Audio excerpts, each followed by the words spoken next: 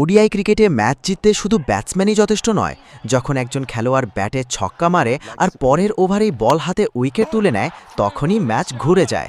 আজ দেখব বর্তমান ওডিআই ক্রিকেটের সেরা ৫ জন pace bowling allrounder. Number 5, Dasun Shanaka, Sri Lanka. Bat হাতে সানাকা মানেই পাওয়ার হিটিং, লোয়ার অর্ডারে স্ট্রেট ছক্কা, শেষ ওভারে ভয়ঙ্কর।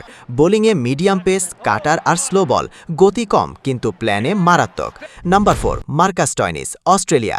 স্টয়নিস মানেই পেশি আর শক্তি, পুল আর স্ট্রেট ছক্কায় ম্যাচ শেষ করার ক্ষমতা। বোলিংয়ের right arm fast medium, hard length আর অফ কাটারে টাইমিং নষ্ট করে। Number 3, Sam Curran, England.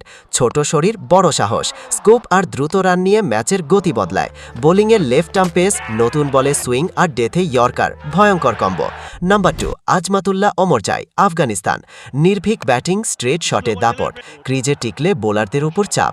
বোলিংয়ে সিম মুভমেন্ট আর স্লোয়ার বল, ডেথ ওভারে ঠান্ডা মাথার পারফেকশন। নাম্বার 1, হার্দিক পান্ডিয়া, ভারত। হার্দিক মানেই এক্স ফ্যাক্টর, শেষ ওভারে পাওয়ার প্লাস টাইমিং।